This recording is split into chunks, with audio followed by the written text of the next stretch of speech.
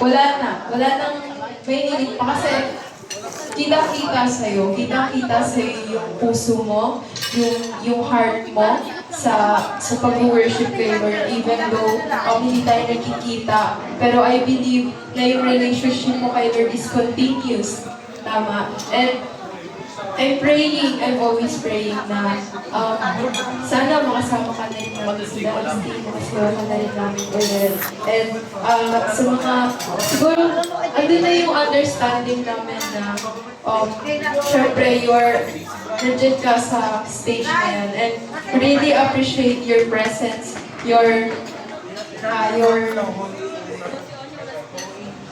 love sa buhay ng God sa amin. And yun, and syempre, ang advice ko lang din sa bilang nandito ka na rin sa stage nito, ang bilis ng panahon, dati ganito lang tayo, tapos alam mo yun, nag-chit-chat tapos alam mo yun, diba, tapos ngayon parang busy life, diba, hindi na tayo catch up. Pero, yun, advice ko lang din na pagpatong mo sa ganitong age, syempre maraming struggles, maraming mga experience, may encounter, gusto mo kong give up, diba? Pero, yun, advice ko na sa mga decisions na gagawin mo sa buhay mo,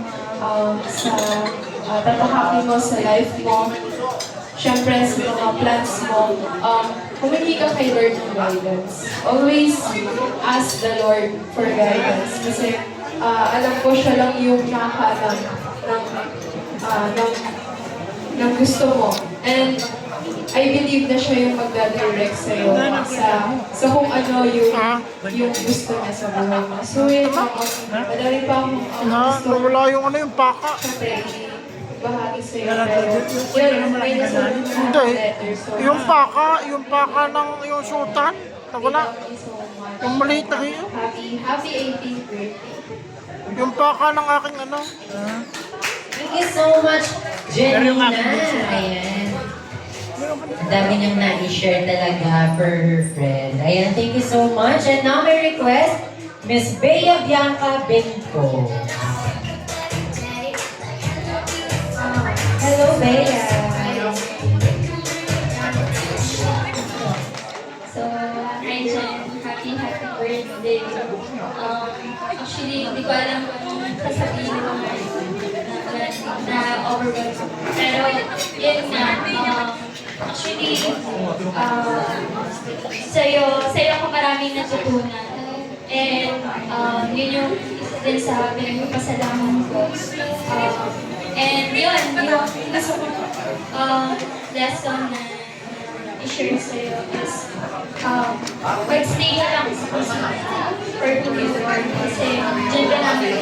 And I love how lovable you are and how precious you are.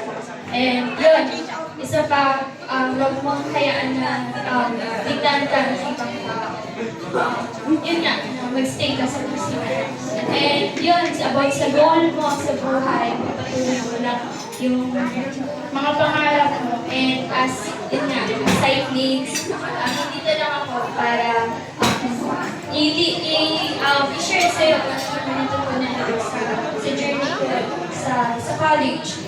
And yun, lahat ng goal sa buhay, lagi mo lang i-surrender kay Lord. And kung meron ng hindi sumangayon na gawin mo sa plano ng Lord, maging bukas yung puso mo sa redirection niya. Kasi I believe na maraming nakalandang magagandang bagay ang Panginoon sa buhay. So, marami din ako gusto sabihin, kahit na kanina, hindi ko alam sa ito, pero nandito yung letter ko na nawa, na yun yung naging way para ma-express ko kung gaano kita ka-love and gaano ka-special ka rin sa buhay. So, yun lang. Remember na you are loved, you are seen in our values, and I love you. We KC family loves you. Love you. Happy birthday. Thank you, Bea. Ayan, picture po together with Janeline. Alright, so thank you so much, Bea. And now my request, Kimberly Quiabo.